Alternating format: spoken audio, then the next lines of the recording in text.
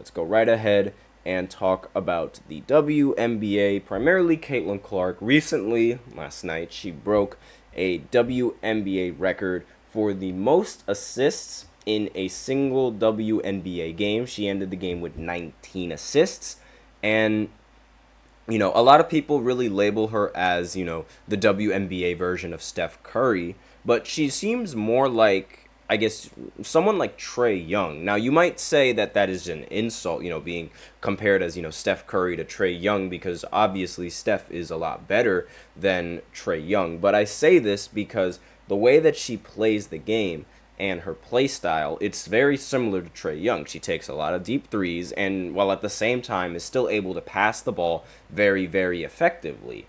And very soon, obviously, she's going to be the league's leading scorer and the Fever's leading scorer, and she's also going to be, I believe she's going to break the Fever's record for most all-time assists once her career is done, assuming she's still on the Fever. Yo, what up? He's back in the chat. That's what he says, and how's it going? Not much. Just talking about the best female basketball player. Well, future best female basketball player, because Aja Wilson's probably the best female basketball player right now in the WNBA. And obviously, Caitlin, I mentioned that she broke the WNBA assist record. This isn't the only record that she broke, however. No, she broke more.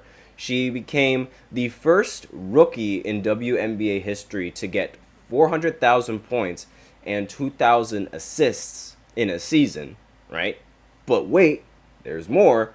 She's also the quickest player to get 400 points and 200 assists. Did I say 400,000? I apologize if I said that. But yeah, so she became the quickest player to get 400 points and 200 plus assists, and this was in 26 games. Now, I believe the second fastest player to do that was Stewart, I think. Again, I could be wrong on that. I'm probably wrong on that. But, aside from that, she became the quickest female basketball player to get 400 points and 200 assists. And again, the only rookie to ever do that. Like, this is historic stuff. This is history that we are seeing right before our eyes. Every single time she steps on the court, it's like she breaks a WNBA record. And I know what you guys are thinking. Well, that was the same for Angel Reese. When in reality, Angel Reese and her double-double streak, it's kaput, it's gone. And really, a lot of people have sort of, or at least I realized, I actually watched her games. Like, she takes only layups, right? She also misses a lot of layups. And when she misses those layups, she gets the rebound, which is how she mainly gets her double doubles. Now, I know it sounds like hate or logic. I know that's what it sounds like, but that's what I've seen. Like, I can't really argue what I see with my own two eyes. I see her take a layup, I see her miss a layup, and then I see her get the rebound, then I see her take it again, then I see her miss it again, then I see her get the rebound. Wash, rinse, repeat, right? Now, Caitlin, on the other hand, I see a WNBA player that is getting double teamed at half court as a rookie, that is, dishing out players, like trying to get her teammates involved, and her teammates either can't catch the ball or her teammates just don't know where to properly stand and hinder her performance. And then when I see her actually, hooping, like playing really well, I see the coach immediately sub her out. And I also see a performance like this, 19 assists along with 20 plus points being wasted because the team ends up losing. What? Like, it doesn't make any sense to me. It's really just, like, okay. Him in the chat, he says Angel Reese that's a GOAT. Okay, yeah. Caitlin Clark takes bad shots. He is a Chicago fan, so he's already just admitting his bias. Sure, Caitlin takes bad shots, but those are the only shots that they're really getting, and you need to find something to work on the offensive side. Like, you also have to remember they are rookies. It's like this is a new process for them, and they still sort of have to figure out how the game works. And it's not like that. Besides, like, taking deep threes, I'm sorry, it depends on who you are. Then it's a bad shot. Caitlin, it's not a bad shot, because whenever she can shoot that thing from however far she wants to shoot it, honestly. Like, She knows the type of shot she can make. She knows what's a good shot. She knows what's a bad shot. Really, it depends on who's the shooter, right? But aside from that, I also wanted to mention the WNBA recently securing a $2.2 billion TV deal, which essentially quadruples the revenue that the WNBA is going to generate throughout the season. Now, we hear this every single... Oh, wait a minute. Him in the chat, he says, Angel Reese hit a 3 too. Yeah, she hit like 2 threes in a game. Yay. But anyways, the WNBA has now quadrupled its revenue with this new TV deal. We hear this, every single time with the WNBA athletes. Like, oh, we need to get paid more, this, that, and the other. Now they finally get the money that they feel like they deserve. And I wonder what's the reason why. I wonder who started this trend. It's 100% Caitlyn, because the most viewed games in the WNBA this season are all fever games, because everyone wants to see Caitlin Clark pick up a basketball and shoot it. She is a phenomenal athlete. That's just the way that she is. Now, the WNBA, now I'm looking at this article, the WNBA will earn an estimated $2.2 billion as part of the NBA's multi-year deals with NBC, Amazon, and Disney for broadcasting rights. According to multiple outlets, it's more than tripling the value of the league's media rights amid increased demand for women's basketball. Now, this is great. This is fantastic for women's basketball. The new deal is spanning the next 11 seasons and will increase the value of the WNBA's media rights from about $60 million per year to $200 million per year. A person familiar with the deal told the Washington Post on Wednesday. Now, the league's current media rights deal will expire after the 2025 season, and the NBA, which owns about 60% of the WNBA, negotiated the WNBA's new deals that were approved by the NBA's Board of Governors Tuesday, according to The Athletic. Now, I wonder if they somewhat, shot themselves in the foot here, trying to...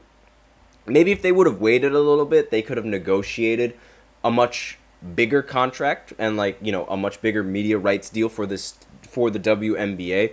But I will say that, almost quadrupling your revenue, I take that as a win. Even doubling your revenue, I take that as a huge win. And on top of that, as the revenue gets increased and the viewership of the WNBA increases, there's going to be more sponsorship deals for a lot of these WNBA athletes. So they're going to be making their money, not just off of the contracts alone, but as off of, the endorsements that they're going to get from Nike, Adidas, Gatorade, all that stuff, right? Now, well, not really stuff, all those companies and things like that. Now, let me just continue reading on to this article. It's likely that the WNBA will sell 2 other rights packages that could bring in another $60 million annually, according to The Athletic. Now, with the rest of the article, what to watch for? Warner Brothers Discovery, the parent company of longtime NBA partner TNT Sports, can match the deal of the NBA's media rights package, though the firm has not announced whether or not it will. Now, the key background, the WNBA commissioner Kathy Engelbert indicated earlier this year she planned to double the league's annual revenue from its broadcasting deals as viewership increased. In recent months, the WNBA has broken several viewership records because of Caitlyn, now including a game between the Fever and the Chicago Sky that peaked at 2.3 million viewers, the most for the WNBA since 2001.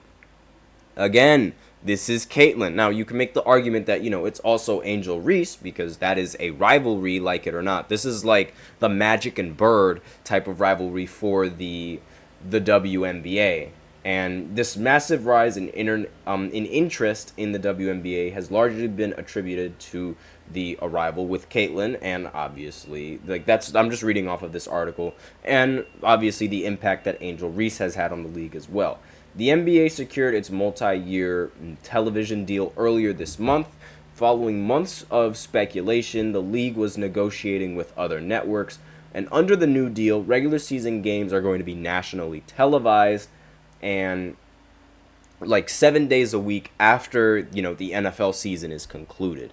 Him has something to say in the chat. I like Kelsey Plume opinion on how much they get paid. Now, obviously, these WNBA players, they don't get paid nearly as much as they should. Their endorsements are also not giving them the amount of money that they should make. Like, I feel like athletes, like, they should get paid well into, like, the millions if they are really that good. And it's just unfortunate that they're not able to make that much money especially when you compare them to a lot of the NBA athletes. I know that for the United States women's soccer team, they get paid. They recently had a court case settlement. Not recently, but they had a court case settled where now they're getting the same pay as the men.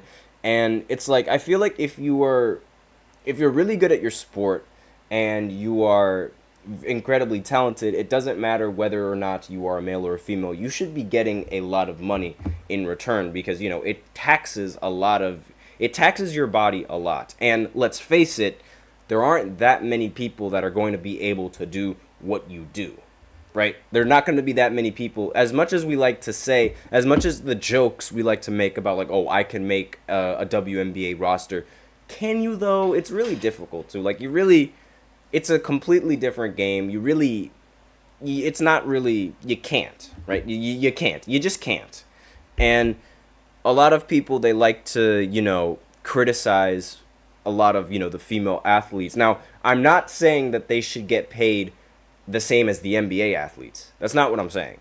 I'm saying that they should get paid more than what they should be getting paid now. Because what they're getting paid now, it's appalling. Like, Caitlyn would have made more money in the big three than she would be making in her entire year with, the WNBA salary, at least, before this media rights deal that doubled their revenue. Now, my opinion on Kelsey Plume, me no like her. You want to know why? I am a Giants fan, and she recently broke up with a tight end, Darren Waller, and he retired. And I'm upset. And I don't like it. That's the only reason why I'm not a fan of Kelsey Plume. The only reason why I'm not a fan. But aside from that, we are out of time for this segment. So now I will go ahead and go into the third segment where I talk about Chris Middleton, because there is an article that I recently was reading and it looked like there might be some sort of injury that he sustained, and I'm just going to talk a little bit about that because, I feel like that's important for the Bucks and their season. While he is a rather underrated player, in my opinion, because he doesn't get talked about that much, I'm just going to talk a little bit about that in this third segment right after the short break, so be sure to stay tuned. Looking for your daily fix of sports talk without having to pay for it? GSMC Sports Network is available on YouTube. Just search GSMC Sports Network. Get your fix of daily sports talk shows on YouTube, absolutely free. NFL, college football, NBA, MLB, MMA, UFC, fantasy football, and so much more. GSMC Sports Network has shows running all day long, with new sports shows starting every 2 hours. Just like on your favorite cable sports channel, except GSMC Sports Network is absolutely free. Just search GSMC Sports Network on YouTube to catch one of your new favorite shows, like the GSMC College Football Podcast, Chip Shot Football Podcast, Hoops and Heels Women's Sports Podcast, GSMC Basketball Podcast, and so many more.